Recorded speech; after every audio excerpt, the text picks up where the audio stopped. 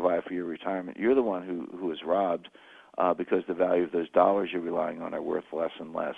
And so I view inflation as a kind of theft, a wealth transfer from everyday Americans to the elites, to the hedge fund guys, the Wall Street people, the bankers, the people who kind of understand what we're talking about now. And I think it's reprehensible. So I don't think that kind of low inflation. But the chairman was quite relaxed in saying this doesn't hurt anybody. What he was really saying was it's a form of theft, but people don't understand it. Right. Michael Maloney has an interesting piece of history in his book on gold and silver and currency histories, which is that on average, the average fiat currency has a lifespan of 30 to 40 years, and the U.S. dollar is now at year 41 since 1971. Do you see the eventuality being a new currency, or the dollar being repegged to gold? What's the final outcome here? Yeah, I certainly see these as possibilities. I don't want to, put a stake in the ground to say a certain event is going to happen on a certain day, because that's not my method, and I don't think that's how reality works. Reality is much more dynamic, and if you understand the dynamics, you realize that certain very bad and catastrophic things can happen.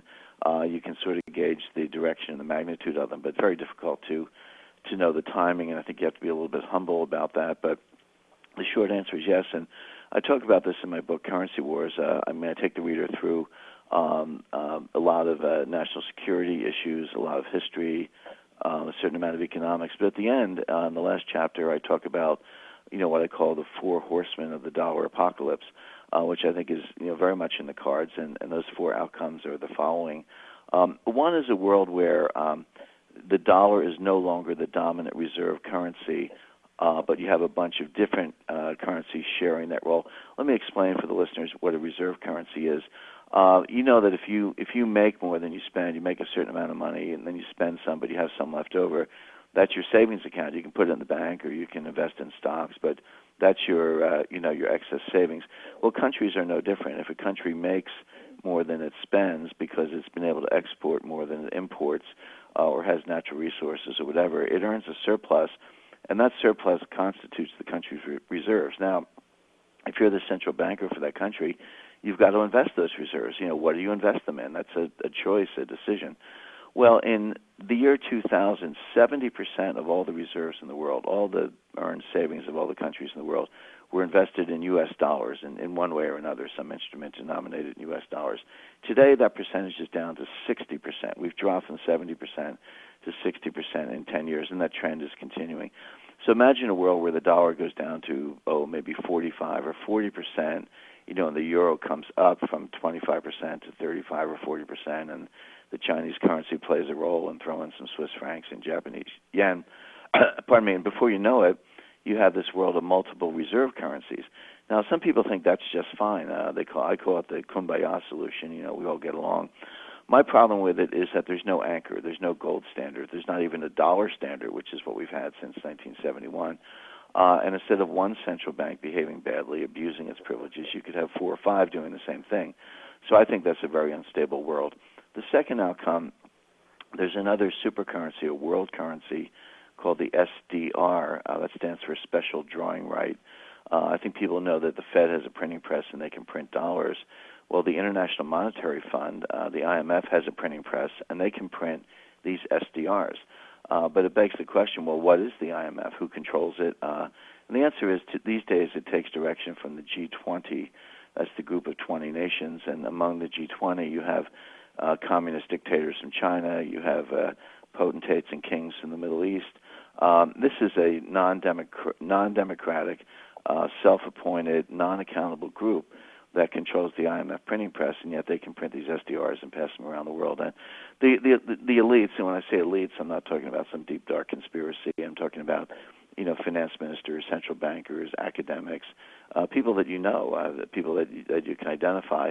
Their preferred solution is this SDR, precisely because it's non-democratic. And the next time you see a financial panic, and I think we will sooner than later, it's going to be bigger than the Fed. The Fed's not going to be able to bail out the world with dollars.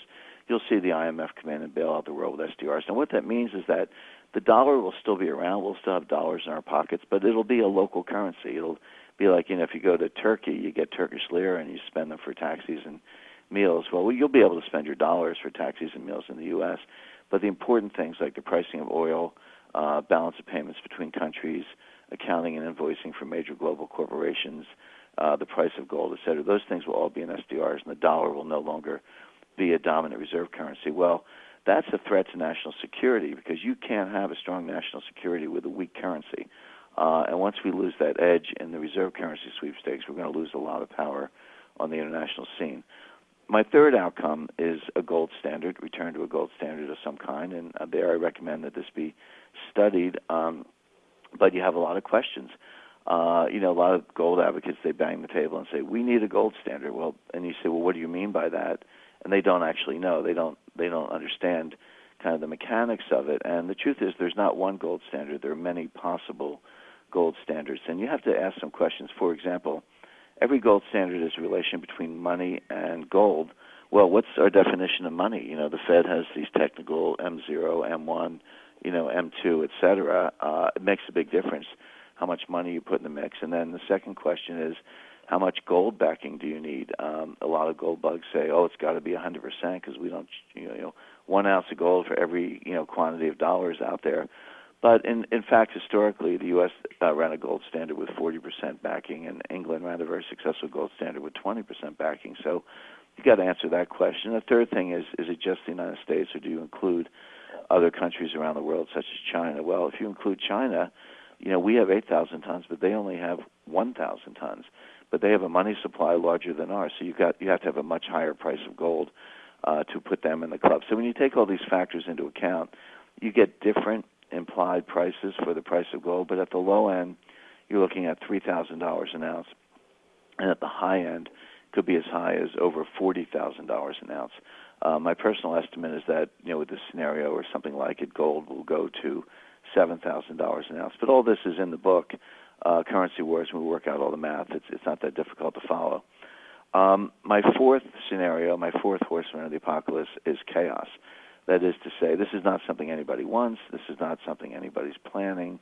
But through a combination of denial, delay, wishful thinking, and just not understanding the statistical properties of risk, you could end up with a collapse, and then the president would have to use emergency powers, possibly to freeze accounts and go back on a gold standard, not because he wants to, but because you have to, because we've lost faith in paper money. So my method, Mike, is really to kind of give people scenarios and then give them what we call indications and warnings. There are 4 paths. Well, how do I know which path I'm on? Well, here's some signposts so you can tell. And this is all in the book, and I hope the listeners and readers find it helpful.